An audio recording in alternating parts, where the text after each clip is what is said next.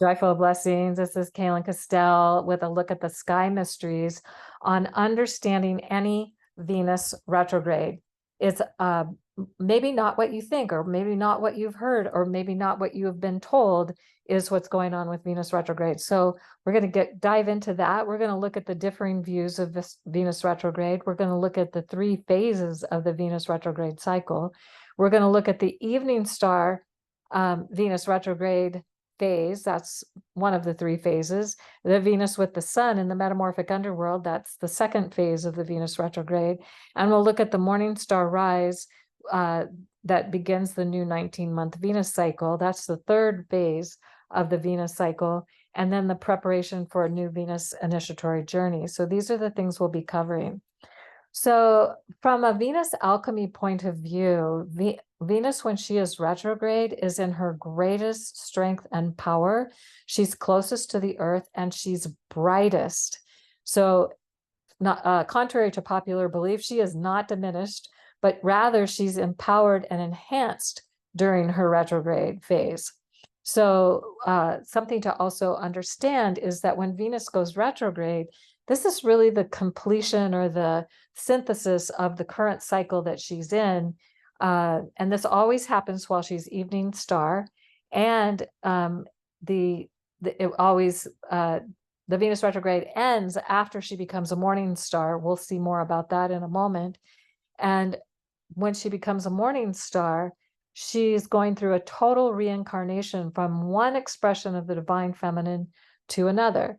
So whatever sign Venus is in as the morning star rise, at the morning star rise, this is the primary archetype of the divine feminine for the entire 19-month Venus cycle. And these are currently found, and you can see the dates I've given here for the Capricorn cycle, then it goes to the Leo cycle, then it goes to the Pisces cycle, then to the Libra cycle, and to the Gemini cycle, and then back to the Capricorn cycle. So these are the 5 meta goddesses that are on the in the collective psyche of humanity during the 19-month Venus cycle. So these are the expressions of the feminine that are most prominent during a Venus cycle, based on which sign Venus was in when she rose as morning star. So for women, Venus is representing their intended feminine expression in this life, in the current life. And for men, Venus represents their inner feminine, inner beloved, or inner other, or the aspect of the feminine they're connecting to and relating to within themselves. And there's way more we could say about that, but we're focusing on Venus retrograde right now. So just so that you know, there's also many, many, many phases of the Venus cycle that helps to create a deeper understanding of the Venus, not just the sign she's in, not just the meta goddess, but what phase she's in. And that's something we cover in the Venus Signature series. So it's way deeper, way more profound than a lot of people realize. Now, other views of Venus retrograde, and just so you know, these are not the views or experiences that Venus alchemy has, or that I have, or that many people who now have connected with working in Venus in this way, it's not their experience either. But mainstream astrology does see Venus as ruling social and love relationships, marriage, beauty, money, financial security, what is valued. So this is a limited view of Venus because she's so much more than that. Any sign that Venus is in represents an expression of the divine feminine that is here to be played out, to be expressed through the person who has Venus in that sign. If she's morning star, evening star, underworld, metamorphic underworld, that adds a whole other dimension of our understanding of Venus. There's also some other more subtle factors that we could look at to get that sense of what the Venus signature is about. But here's what conventional wisdom says about Venus retrograde. And their view is that the energy of Venus is turning in on itself, and Venus is diminished as a result, suggesting, and I'm going to say before I give you what these points are, that this is only true if you believe it's true. If you don't believe this is true, and I've never had these experiences in Venus retrograde, or maybe I have had them way back when, but I have changed my point of view, so I'm not having them now, but they would say that Venus retrograde is not a time to start a love affair or get married. It's not a time to remodel, renovate, get a new wardrobe, cosmetic surgery, or a new hairdo. I kind of find that one funny. It's not a time for having parties or social events, and it's not a time for major financial undertakings. It is a time for creating a budget and a financial plan, and it may be difficult to engage the energy consciously during a Venus retrograde. Hidden undercurrents in relationships might surface. Maybe there is intense energy. Somebody might feel bitchy or grumpy.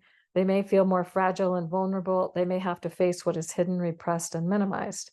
Now, some of these things may be somewhat true, but when we consider that Venus is in her strength and her power, she's closest to the earth, she's brightest, she is the most magnificent to see during the retrograde, that it's not, these things are not necessarily true. It's just been an old perspective, an old perception.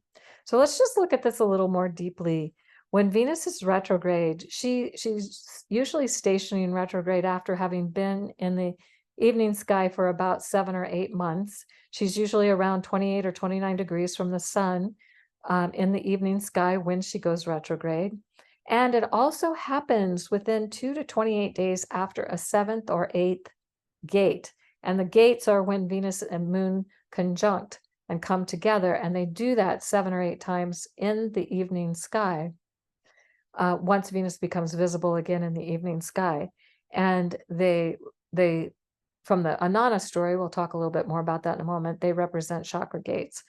So this is something that's always signaling. We know when we're getting to the 7th or 8th gate that Venus is getting ready to go retrograde. When she's retrograde in the evening sky, it's for about 16 days. And then about 3 days before she makes an exact conjunction with the sun, she disappears from the evening sky.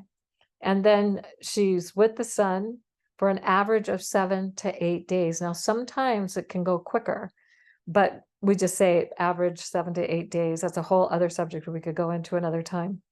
Then Venus rises as a morning star, still retrograde.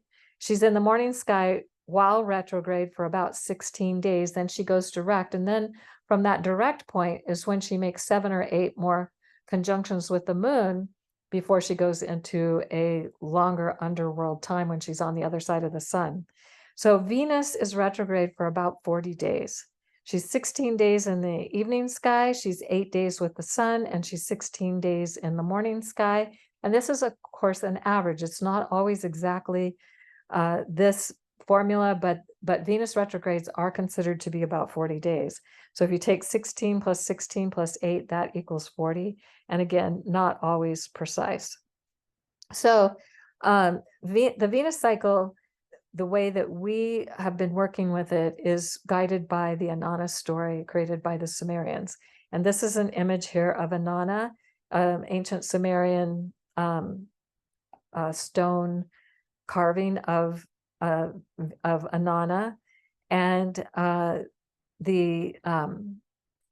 what we have done in Venus Alchemy is we have recreated the 19-month synodic cycle of Venus as a ceremonial initiatory rite of passage guided by the Sumerian myth of the descent and ascent, not just the descent, but the descent and ascent of Inanna. And the Inanna story is a brilliant, just most amazing cosmological description of how the Venus cycle works, how Venus is moving through the sky. And it gives us so many clues about how we can work with it ceremonially. In fact, the Sumerians ceremonially reenacted the Inanna story when Venus rose as morning star near the spring equinox. And this is what inspired Venus Alchemy to ceremonially work with the Venus cycle. So this was one of the ways that the Sumerians were engaging the Venus initiation both personally and collectively And we have found working with it, and we work with all 5 of the cycles. It has been illuminating and life-changing for us and for those who usually join us, who are inspired to join us. So if you're interested in the current Venus ceremonial cycle or the one that's about to start, depending on when you're watching this video, you can go to venusalchemy.com and there'll be information about the current cycle or the one that's about to start. Now, Venus in the evening sky, or Inanna in the Venus evening sky retrograde, after she goes retrograde, and again is visible for about 16 days in the evening sky. This is marking the completion of the current cycle of Inanna, and it's that initiation that's beginning the integration phase. So this whole 19 months, it's been, about 18 months or so, that Venus has been in going through the initiation of the ascent, the descent and the ascent. And then she is doing the integration of that, but she's also preparing for a new incarnation. And evening star Venus retrograde is a time of reflection, integration, and preparation to alchemically transform into a new expression of self. It's really amazing and powerful. So evening star Venus, one of the ways to work with this 16-day time period is to take time to integrate and reflect on what's happened over the past 19 months of the Venus cycle. Look at what's occurred in your life. Just think back to, it's not really, but it's probably more like 18 months or 17 and a half months if you want to be more precise. Anyway, but think about the things that have happened, and it's a great time to really feel and express gratitude for everything you have learned. It's also powerful to celebrate all the ways you have grown and evolved during the cycle. And it's about preparing to surrender your old identity as you prepare to be reborn anew. And then a question you might ask as part of this process of reflecting back on what's been going on: what aspect of myself or identity am I ready to let go of or change? And then Venus is in the metamorphic underworld for 8 days, 7 or 8 days, sometimes only a day. That is kind of startling to think about, but sometimes it moves much more quickly through the underworld, the metamorphic underworld. But this is when Venus is passing between the Earth and the Sun. And because Venus is passing between the Earth and the Sun, you see this dot on the Sun here. This is when Venus transited the face of the Sun in 2004 and 2012. That happened in our lifetime, and it won't happen again until 2125 before it happens again. So the thing that is now Venus with the Sun is going through what we call the metamorphic underworld. And this is where the alchemical goddess is undergoing a complete death of her old identity, and she's preparing to be reborn in a new incarnation of the goddess. It's a really powerful, and if we think about metamorphic, it's somewhat similar to the caterpillar going through a metamorphosis to become the butterfly, as you can see in this image here. So what's this transformational intent, and how do we work with it? Well, this is time to surrender your old identity, including limited perspectives and awareness, while preparing for rapid transformation into a new identity. Now, this may not be happening for you personally as much, but it may happen more specifically to those who are in their 8-year Venus return. But it can happen to anyone at any time. I've definitely had experiences of this myself in all the Venus cycles. So it's also a time to experience time and reality in a more fluid way. And expanded awareness is possible, including liberation from the constraints of linear time and 3D reality. It's in that metamorphic phase. It's in that place of rapid transformation. So regular linear reality and 3D reality are not necessarily going to be experienced the same. And this is especially true for those who are either completing a Venus return or beginning a Venus return. And Venus returns from this perspective are every 8 years. So It's possible to experience all possibilities in the realm of magic and joy that uplifts you and those around you, expanding and accelerating cosmic consciousness. And it's a great time to allow for a quantum leap in consciousness, accelerating personal and collective evolutionary development. So it's a powerful, quick, very short time that Venus is in this metamorphic time. She's making this profound alchemical quantum leap. And this happens in our personal and collective consciousness. If we're paying attention and choosing to engage this process, we will tend to be more aware of it happening at that time. And it's a great time to engage practices designed to support this transition. So first, by starting out by inquiring more deeply into our deepest soul desire for our life, and then engage these practices by opening to new states of awareness intended to create a whole new reality of what you most deeply desire. And some suggestions here, there's many more, but just a few: prayer, meditation, vision boards, medicine wheels, altars, sacred ceremonies, time in nature. These are all highly recommended practices. So find something that works for you that helps you tune into this time. And then another thing that's really helpful is to focus on your vision, which of course creating vision boards is really good for, because that helps to shift your vibration. So you're aligning with your desired timeline or desired reality. And this is the time to take decisive and inspired action as if this reality is already so. And there's practices about giving advanced gratitude for what it is that you're truly wanting to create in your life. This would be a good time to practice that. And then Venus retrograde rises as a morning star and out of the metamorphic underworld, and she emerges as the reincarnated meta-goddess guiding our way for the next 19 months. And again, she's retrograde for another 16 days at her heliacal rise. And this is something that across ancient cultures, across the globe, they viewed the heliacal rise of Venus as a time of great power. The Sumerians, the Babylonians, we know the Mayans, and there may be others. Those are the ones I can think of off the top of my head. Some cultures even timed their wars to coincide with the heliacal rise of Venus into the morning sky. Other cultures practiced ritual sacrifice, often blood sacrifice, indicating this was understood as a powerful timing to engage. Sacrifice, the original meaning of the word sacrifice is to make sacred. And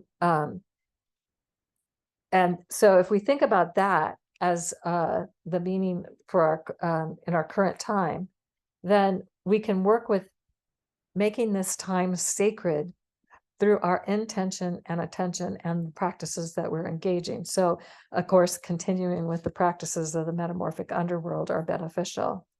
Now, this is a document called Venus Regulated Warfare and Ritual Sacrifice in Mesoamerica by John B. Carlson.